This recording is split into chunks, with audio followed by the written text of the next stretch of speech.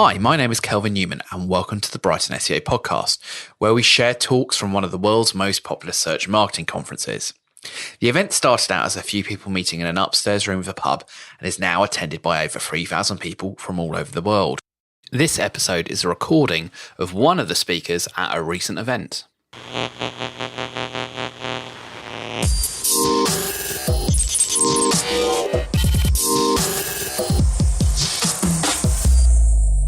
We've got an exceptional super sub, a really great speaker who's going to be doing a really interesting talk. So we can have a big round of applause for Jes.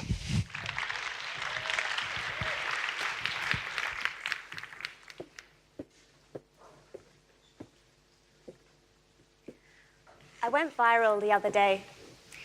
The piece received over 4.5 million views. And normally this would make me very happy. But in this instance, it made me a little bit more embarrassed. You see, I was battling killer robots, and I was losing.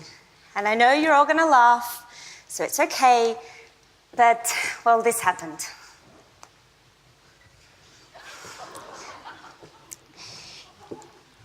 For the first time since television, we're adding a new layer of experience to marketing. A technical infrastructure which allows us to be immersed within a scene, not simply view it from the outside. The time of the website as the primary point of online conversion is coming to an end because there is a world beyond the screen that is now opening up through 360 photo, 360 videos, virtual reality, and augmented reality. I want to take you through the communication hierarchy. We started by reading text, where you have to do all of the visualization yourself. We then moved on to seeing with images, where you can view it, but there's no sound. Where we are right now was watching videos. You can see, you can hear, but you are limited by the width of the screen. But this limitation is not there anymore. Those boundaries have been removed because there is a new communication layer, that of interacting. I can see, I can hear, and I can change my view within the screen. But that is not the peak. The pinnacle is immersion, where I feel as I am part of the virtual world. It's a feeling so strong that it can make you forget that you're in that virtual world, even though logically you still know you are. And it makes you run into a very real wall. And as we move from status updates to photos, photos to videos, videos to 360 and 360 to VR, the content is becoming more tangible and thus more engaging. Virtual reality, it's coming. We see qualities in VR technology that can take it from a niche use case to a device as ubiquitous as the smartphone.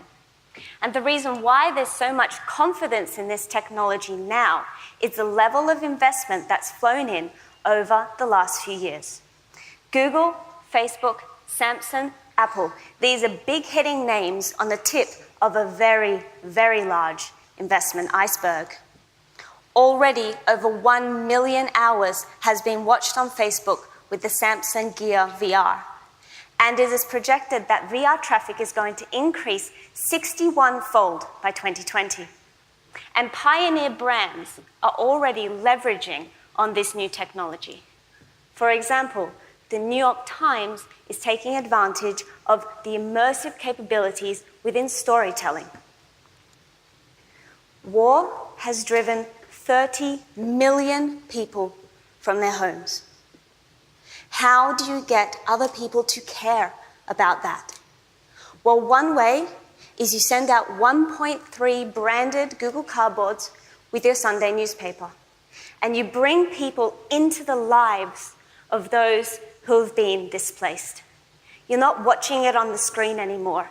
You're standing next to them as they have to walk away from the houses, from the lives they've built for themselves.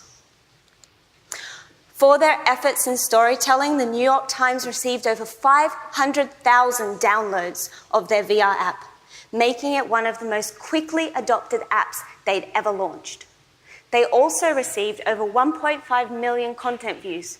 And when you do the math, it's clear to see that people are engaging with this content multiple times.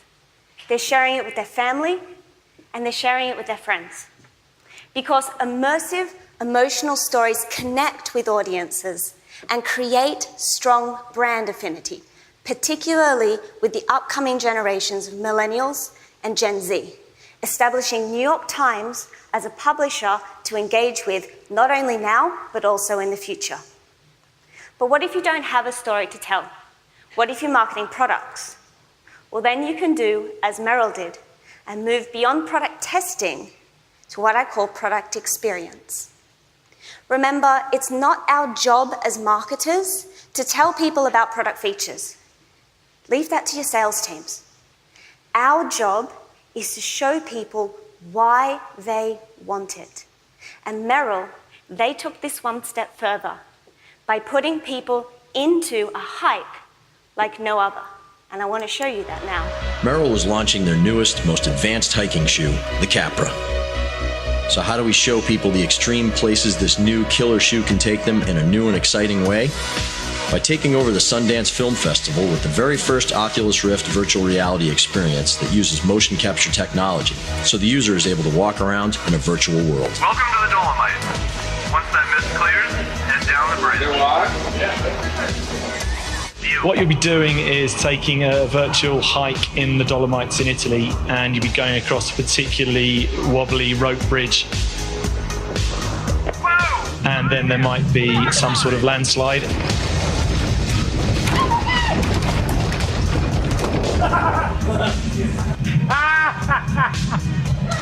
And then you might need to find your way to the summit of a mountain.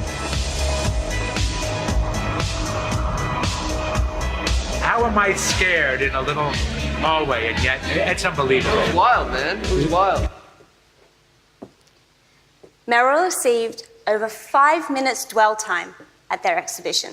There was a line out the door and around the corner to get in to use the experience. The campaign went well beyond the 750 virtual hikers of the day and touched 500,000 people worldwide through social sharing and word of mouth. But in my view, neither of these two metrics was a true win for this campaign. You see, people were awed by the scenery. They were thrilled by the rockfall. And most importantly, they were inspired to go hiking. Because virtual experiences can influence consumer behavior and inspire new desires. Whether that's the desire to go hiking and buy shoes like Merrill, whether that's the desire to donate to a cause like the New York Times, or whether that's the desire to drive your business, your clients' businesses forward. Now we know what we want to do. We're going to leverage VR as a marketing channel. Let's talk about the most effective way to achieve this.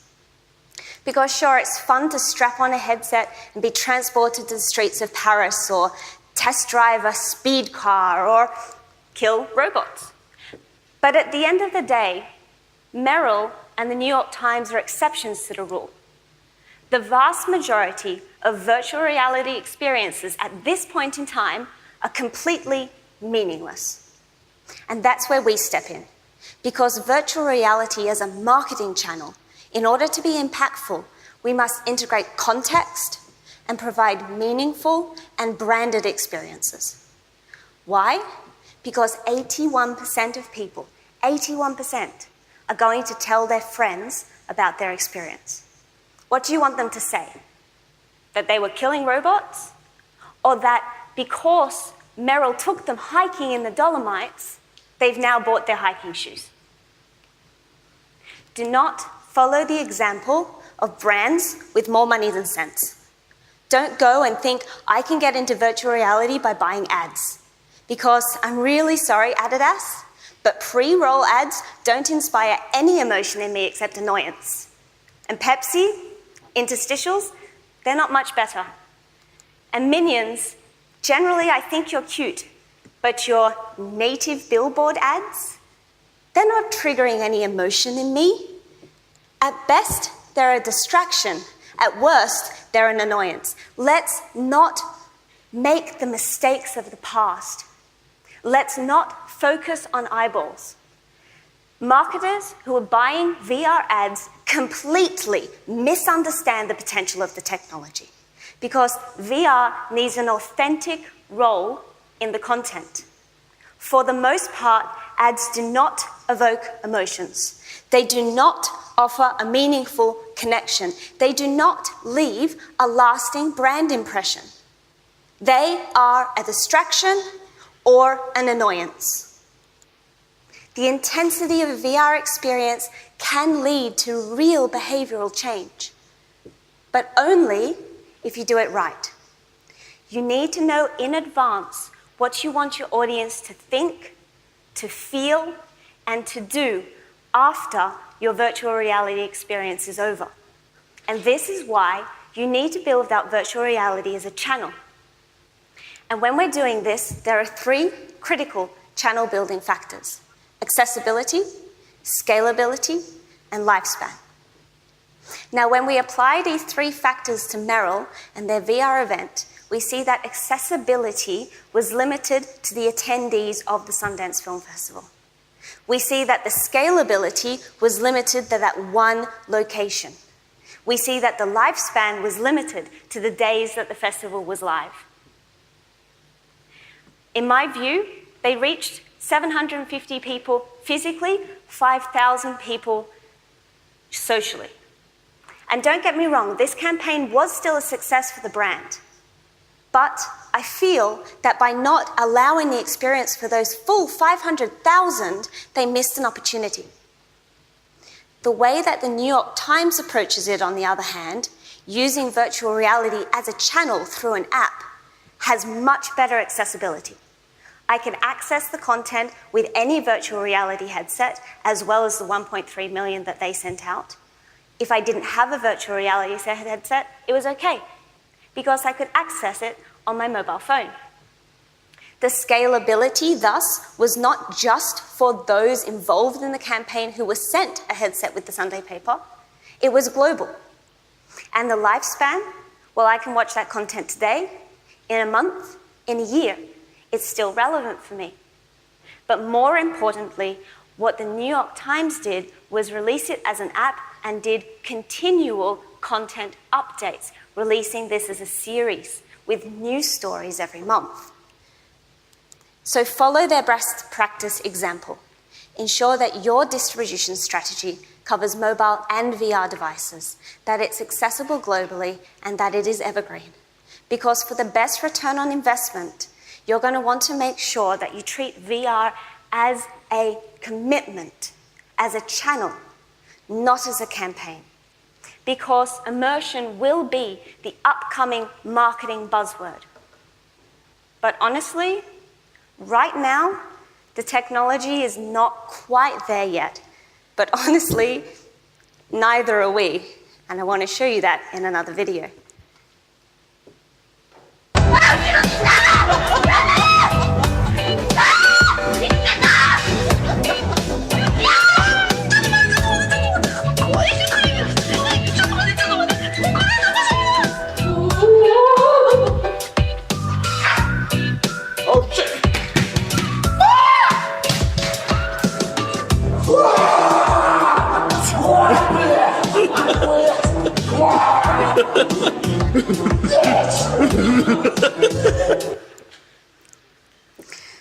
So you can see the reactions, they can be quite powerful. But with the current level of adoption, you may find it hard to get your C-level to invest in VR experiences. Despite this, we need to do something now so we start to learn about what content works beyond the screen and we start to validate audience interest in order to get that buy-in. And in order to do this, we can use the stepping stone technology of 360 photos and 360 videos. You see, already we can get beyond the screen on YouTube, on Facebook, and on Snapchat with ads through 360 photos and videos. They are a low-cost invest that's not only going to allow you to learn about your audience, but it's also going to have impressive results on your engagement metrics. What happens, as you can see here on the screen, in Facebook is if you post a 360 photo, I can mouse around, or I could also literally move my phone around to change the view of the screen. I took one of my brands in China and we posted a 360 photo on Facebook of the Bund. It's just a regular day, nothing special was happening. This post received 3 times more likes, 7 times more comments, and 9 times more shares than a traditional photo post. It was actually the #1 most successful social post of the entire year. So we started to delve into the comments, and we saw that people were saying how much they missed Shanghai and that they really wanted to go back. And when we put all of this into a word cloud, there was a very clear picture that the 360 photo elicited emotions like nostalgia and the desire to return to Shanghai. And such emotions made the audience want to read more content about Shanghai, which is perfect for us because that is exactly what we offer as a brand. You see, just by taking that step from regular photo to 360 photo, you can elicit significantly more engagement. Sharing regular photos, that's a thing of the past. The future revolves around interactive pics. And it's not just photos, it's also videos as well. I want to play a game with you guys. I call it Now This Versus That. I'm going to show you a regular video from the publisher Now This and a 360 video on the same topic. And you guys are going to let me know which one you think got the highest engagement rate. That being likes, comments, and shares over the reach. You ready to play? Are you ready to play? So let's start with animals, everyone's favorite topic. It's dogs, not cats, because I'm a dogs person. So, hands up. Who thinks the regular photo got more engagement? Hands up who thinks the 360. All right, the 360s have it. The dogs that were in 360, 1.4% engagement rate. War. Not as nice a topic. Hands up who thinks the regular photo won. All right, a couple of you. And the 360? Couple more of you. 360s have it again, 2.3% engagement rate. All right, how about food? I hope I have some foodies in the room. Hands up who thinks the regular video won. Some of you in the 360? Okay, and the rest of you, your arms are broken? The regular video won. I wasn't trying to trick you. Why? Because content is more critical than format. The 360 element that you have in your videos must actually enhance the message. At the end of the day, if I'm not interested at looking around a tea room in real life, I'm not interested in doing it in 360 either. Now This has commented that they've seen a ton of success with the millennial audience delivering the content that they want, on the platforms that they want, in the format that they want. Content, platform, format. That being said, format, in this case, when I played Now This Versus That across a wider selection of their topics, elicited a 6% higher engagement rate than the traditional video counterparts. Now I know 6% may not seem like a lot, but trust me, if you ask any of the social media marketers in this room, they're going to tell you that metric in social is huge. And it's not only the social part, that this interaction is enhancing the storytelling. You can also do this with your content ads. And I want to show you a case study from StoryUp to prove this point. StoryUp videoed the exact same performance, a ballet performance, with a regular video and with a 360. They posted both on Facebook at the same time with the same budget. Despite the similarities, there were dramatic differences in the KPIs. The 360 video elicited a significantly lower CPM, but this is not why I believe you should make them. The 360 video got over 4 times the click-through rate, but this is not why I believe you should make them. The 360 video had a much longer average percentage view rate, but this is not why I believe you should be making them. You see, the 360 videos, you should be creating these because they connect in a meaningful way with your audience. In this case, it was for cultural exploration. It inspired the audience through story and through song, and it created the desire to attend the ballet. Now, these triggers, they may not be as powerful as what you could have if you did it with a full immersive virtual reality experience. But what the data clearly shows is that they are much more engaging than a traditional video. 360 content, it offers new experiences. It fosters brand affinity, particularly with the upcoming generations of millennials and Gen Z. So what do you need to do now? When you leave this room, all of you, you're going shopping. You're going to go buy yourself a 360 camera, and it costs only around £300, and you're going to start making content. Start easy. Take a photo of your office. Let people behind the scenes. Or move away from those really cliche, here's our team pictures, and start putting the user in the center of the photo. Let them see your whole team around them. Or if you're a restaurant, show the ambiance, the romance of your establishment so people have that desire to dine with you. Or take them behind the scenes, somewhere they can't go. Take a photo of the chef preparing the famous meal. Honeymoon suites, always a nice thing to see before you go. Or, in my case, the boys' locker rooms. That's also fine. Preferably do that in video with the boys in it. Or why don't we put people front and center at our events so they can hear, they can see, and they can feel what this event is like from the very best seat in the house. You can live stream in 360 on Facebook all of your events. Those who say VR will never be mainstream also once said that mobile will never come first.